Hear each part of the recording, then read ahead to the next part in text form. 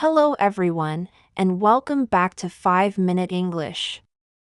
Today, we're going to learn a very interesting English idiom, break a leg. You probably know that in English, we usually say good luck to wish someone well. However, in some special situations, like before a performance, saying good luck is considered bad luck. That's when we use the idiom break a leg to express our good wishes in a more authentic way. So, what does break a leg actually mean? Why do we use it to mean good luck? And when should we use it? Let's find out. First of all, break a leg literally means to fracture a bone in your leg, which doesn't sound very positive at all.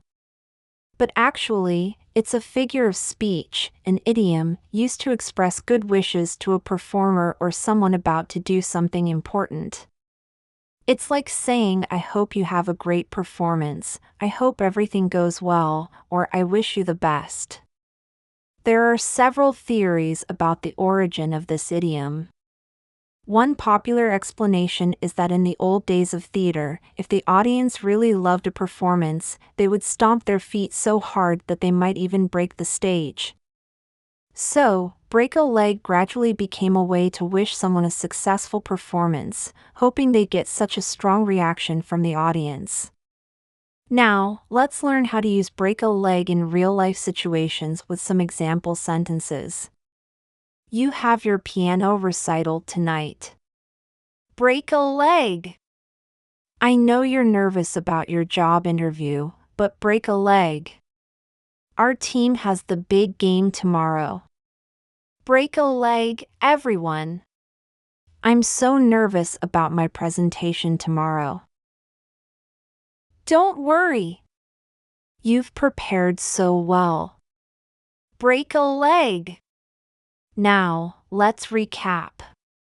Break a leg is a common English idiom used to wish performers or people about to undertake an important task good luck. It's usually used in more formal settings, such as performances, competitions, or interviews. And remember, never say break a leg to someone who is actually injured or ill. Now, I want you to try. Leave a comment below with a sentence using break a leg. I'd love to see how you use this idiom. If you enjoyed today's lesson, don't forget to like and subscribe for more English learning tips. See you in the next 5-minute English lesson. Keep practicing your English.